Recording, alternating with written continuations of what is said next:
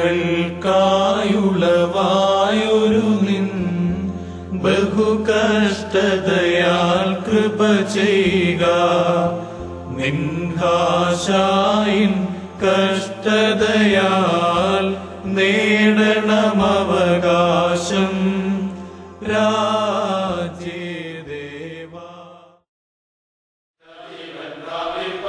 സത്യോപദേശം കേൾക്കാം, അത്ഭുതനാൾ ഘോഷിക്കാം, വിശക്കുന്നവനൊപ്പം കൊടുക്കാം, ഈശാശുദ്ധനെ പ്രാർത്ഥിക്കാം. നമ്മുടെ കർത്താവും നോറ്റു ആകൽക്കത് സഹായിച്ചു. കർത്താവിൽ സ്നേഹിതരെ, വലിയ നോമ്പ് സമാരംഭിക്കുകയായി. വ്രതാനുഷ്ഠാനങ്ങളുടെയും പ്രാർത്ഥനയുടെയും വേദവായനയുടെയും പുണ്യദിനങ്ങളാണ് ഇനിയുമുള്ള 50 ഇരവു പകലുകൾ. ഈ സന്ദർഭം ദൈവതിരുസന്നിധിയിലേക്ക് നമ്മളുടെ ഹൃദയങ്ങളെ ഉയർത്തുവാനും നമ്മളെ തന്നെ ശുദ്ധീകരിച്ച് ദൈവകരങ്ങളിൽ സമർപ്പിക്കുവാനും യേശുക്രിസ്തുവിൻ്റെ ക്രൂശിനെ നോക്കി നമ്മളുടെ പ്രയാണം ഒരിക്കൽ കൂടെ ആക്കം കൂട്ടിക്കൊണ്ട് മുൻപോട്ട് പോകുവാനും ദൈവതിരുസന്നിധിയിൽ സമർപ്പിക്കുന്ന സന്ദർഭമാണിത്. ഈ അവസരം എൻ്റെ മനസ്സിൽ വരുന്നത് മഹാകവി ജി ശങ്കരക്കുറുപ്പ് ഇന്ന് ഞാൻ നാളെ നീ എന്ന ഒരു ചെറുകവിതയിൽ ഇങ്ങനെ എഴുതുന്ന ഏതാനും ഈരടികളാണ്. അന്തികത്തുള്ളൊരു പള്ളിയിൽ നിന്നുടൻ പൊന്തീണാം നാമെന്നു ദീനാമണിസ്വനം 2000-ഓളം ആണ്ടുകൾക്കപ്പുറത്തുണ്ടായൊരാ മഹാത്യാഗത്തെ ഇപ്പോഴും മുഖമാണെങ്കിലും ഉച്ചത്തിൽ വർണ്ണിക്കും നേകമുഖമാം കുരിശിനെ മുത്തുവാൻ. ആരാലിറങ്ങി വരും ചില മാലാഖമാരായി വരാം കണ്ട തൂവൺ മുകിലുകൾ. പാപം ഹരിച്ചു പാരിനു വിണ്ണേറുവാൻ പാത കാണിക്കും കുരിശേ ജയിക്കുക, പാത കാണിക്കും കുരിശേ ജയിക്കുക. ഈ വലിയ നോമ്പിൽ നാം ചെയ്യുന്ന ഏതാനും ചില സുപ്രധാനമായ അനുഷ്ഠാനങ്ങളിൽ ഒന്നാണ് നമ്മൾ പേർത്തും കർത്താവിൻ്റെ ക്രൂശിൻ്റെ ചുവട്ടിൽ പ്രണമിച്ചുകൊണ്ട് കുമ്പിട്ട് കുരിശു വരച്ച് ദൈവതിരുസന്നിധിയിൽ നമ്മളെ തന്നെ സമർപ്പിക്കുന്നത്. ദൈവമേ, നീ പരിശുദ്ധനാകുന്നു, ബലവാനെ നീ പരിശുദ്ധനാകുന്നു, മരണമില്ലാത്തവനെ നീ പരിശുദ്ധനാകുന്നു, ഞങ്ങൾക്ക് വേണ്ടി ക്രൂശിക്കപ്പെട്ടവനെ ഞങ്ങളോട് കരുണ ചെയ്യണമേ എന്ന ആ കുരിശു പ്രണമിച്ചുകൊണ്ടുള്ള കൗമ പ്രാർത്ഥന നമ്മൾ ആവർത്തിച്ച് ചൊല്ലുന്നത് കർത്താവിൻ്റെ ക്രൂശിനെ ചുംബിച്ചുകൊണ്ട് കർത്താവിൻ്റെ സന്നിധിയിൽ നമ്മളെ തന്നെ സമർപ്പിക്കുന്നു എന്നുള്ളതിൻ്റെ പ്രതീകമായിട്ടാകുന്നു.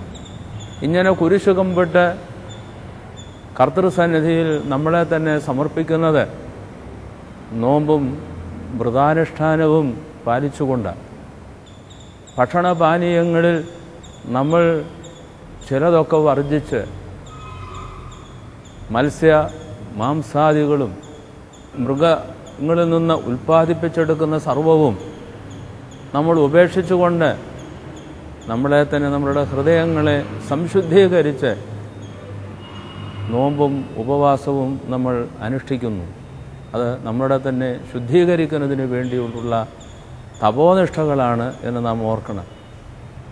അതോടൊപ്പം തന്നെ നമ്മളുടെ ബോധത്തെ വിശുദ്ധീകരിക്കുന്നതിനും ഹൃദയത്തെ ദൈവതിരുസന്നിധിയിൽ സമർപ്പിക്കുന്നതിനും വേദവായനകൾക്ക് കൂടുതൽ പ്രാധാന്യം ഈ നോമ്പിൽ നമ്മൾ കൊടുക്കുന്നുണ്ട്.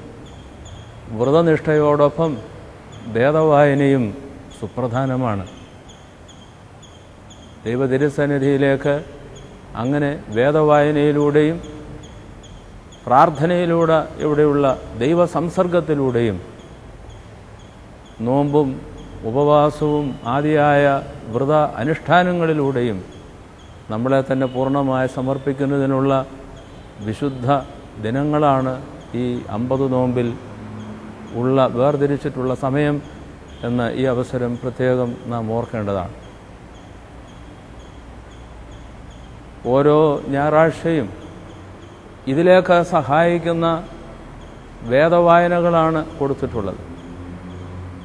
നമ്മളുടെ മനസ്സിനെ കർത്താവായ യേശുക്രിസ്തുവിൻ്റെ ക്രൂശാരോഹണത്തിലേക്കും പുനരുദ്ധാന പെരുന്നാളിലേക്കും നയിക്കുന്നതിന് സഹായകമായ കർത്താവിൻ്റെ പരസ്യ ശുശ്രൂഷയുടെ കാലഘട്ടത്തിലെ സുപ്രധാനമായ അത്ഭുത പ്രവൃത്തികളും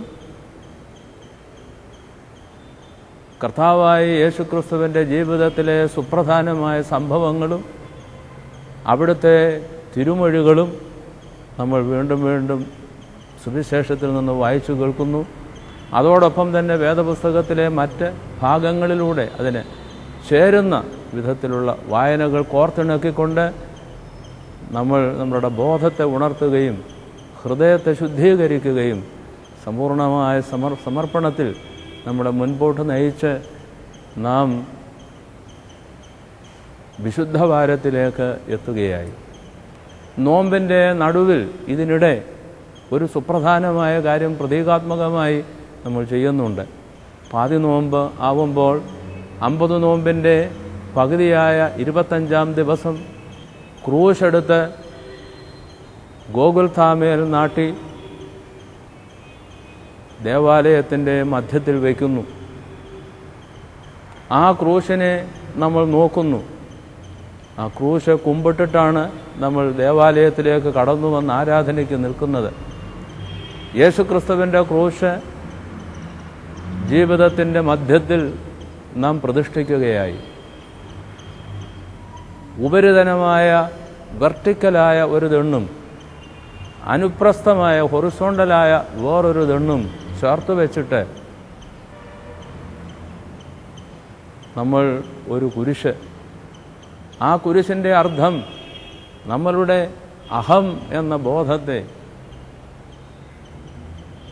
സ്നേഹം എന്ന പ്രത്യേകമായ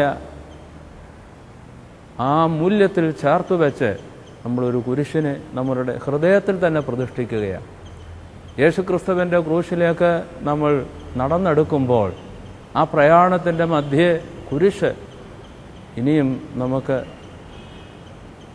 നമ്മളുടെ ദൃഷ്ടിക്ക് മുമ്പിൽ, നമ്മളുടെ ഹൃദയത്തിൽ, അതിൻ്റെ കേന്ദ്രത്തിൽ പ്രതിഷ്ഠിക്കുകയാണ് ഇതുവഴിയായി നാം ചെയ്യുന്നത്. വിശുദ്ധവാരത്തിലേക്ക് നമ്മൾ ഒരുങ്ങണം എന്നുള്ളത് ഒരു സൂചനയായും കൂടെയാണ് ഈ പാതി നോമ്പിൻ്റെ സന്ദർഭത്തിൽ ഈ കുരിശ് നാട്ടുന്നത്. ക്രൂശിനെ അഭിമുഖീകരിക്കുന്നതിന് യെരുശലേമിലേക്ക് പോകുന്ന കർത്താവ് പലവരും ആവർത്തിച്ച് ഞാൻ യെരുശലേമിലേക്ക് പോകുന്നത് പീഡിപ്പിക്കപ്പെടുവാനും മറ്റുള്ളവരുടെ കയ്യാൽ വധിക്കപ്പെടുവാനുമാകുന്നുവെന്ന് ശിഷ്യന്മാർക്ക് സൂചന നൽകുന്നുണ്ട്. ഈ സൂചന നമ്മളുടെ മനസ്സിലും എത്തണം ഈ നോമ്പിൻ്റെ സന്ദർഭത്തിൽ പ്രത്യേകിച്ചും. അതുകൊണ്ടാണ് ക്രൂശ് പാതി നോമ്പിൽ ജനതാമധ്യത്തിൽ, സഭയുടെ മധ്യത്തിൽ, ദേവാലയ മധ്യത്തിൽ നാം നാട്ടുന്നതിൻ്റെ പൊരുൾ. വിശുദ്ധവാരത്തിലേക്ക് നാം പ്രവേശിക്കുന്നു. അതിനുള്ള ആദ്യ ഞായറാഴ്ച ഓശാന പെരുന്നാളായി.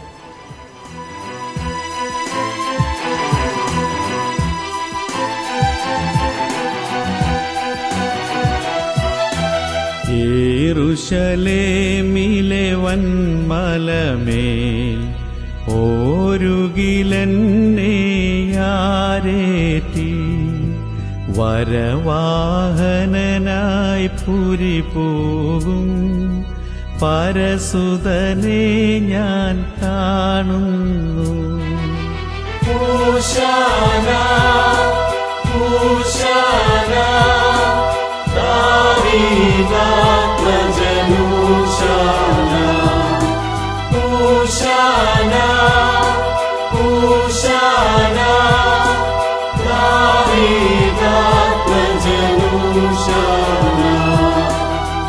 നബിയന്മാരുടെ തിരുനിവഹം നടകൊള്ളുന്നു പുരോഭൂവിൽ. ശ്ലീഹന്മാരുടെ ദിവ്യഗണം പിന്നണിചേർന്നു വരുന്നല്ലോ. ഹോശാന ഹോശാന ദാവീദാത്മജനു ഹോശാന ഹോശാന ഹോശാന ദാവീദാത്മജനു ഹോശാന. സൈത്തിൻ കൊമ്പുകളേന്തീതാ പിഞ്ചുകിടാങ്ങൾ പാടുന്നു. ഭൂസ്വർഗങ്ങളിലൂശാന ദാവീദാത്മജനൂശാന. ഹോശാന ഹോശാന ദാവീദാത്മജനു ഹോശാന ഹോശാന ഹോശാന ദാവീദാത്മജനു ഹോശാന. വന്നവനും വരുവോനുമഹോ ധന്യൻ നിഖിലേശാസ്തോത്രം. ഹോശാന ഹോശാന ദാവീദാത്മജനു ഹോശാന ഹോശാന ഹോശാന ദാവീദാത്മജനു ഹോശാന. ഓശാന പെരുന്നാൾ കഴിഞ്ഞു വരുന്ന ആ സന്ദർഭം ഈ കുരിശെടുത്ത് നമ്മൾ മുമ്പിൽ നാട്ടുന്നുണ്ട്. അതേ സംബന്ധിച്ച് ചില കാര്യങ്ങൾ പറയുന്നതിന് മുൻപ് കർത്താവിൻ്റെ ക്രൂശിലേക്ക് നമ്മളെ ഒരുക്കുന്ന ക്രൂശിൻ്റെ ചുറ്റിപ്പറ്റിയുള്ള ആരാധനയിലേക്ക് നമ്മളെ തന്നെ ഒരുക്കുന്നതിന് മുമ്പുള്ള ഒരു സംഭവമാണല്ലോ ഓശാന പെരുന്നാൾ. ആ ഓശാന പെരുന്നാൾ ലോകത്തുള്ള എല്ലാ പുരാതന പാരമ്പര്യമുള്ള സഭകളും ഒരു വലിയ തിരുനാളായി ആഘോഷിക്കുന്നുണ്ട്. ഓശാന പെരുന്നാൾ, ഊശാന എന്ന വാക്കിൻ്റെ അർത്ഥം കർത്താവെ രക്ഷിക്കണമേ എന്നാണ്. അത് ആദ്യകാലത്ത് ജനങ്ങളുടെ നാവിൻ തുമ്പത്തുള്ള ഒരു സ്തുതികീർത്തനമായിരുന്നു.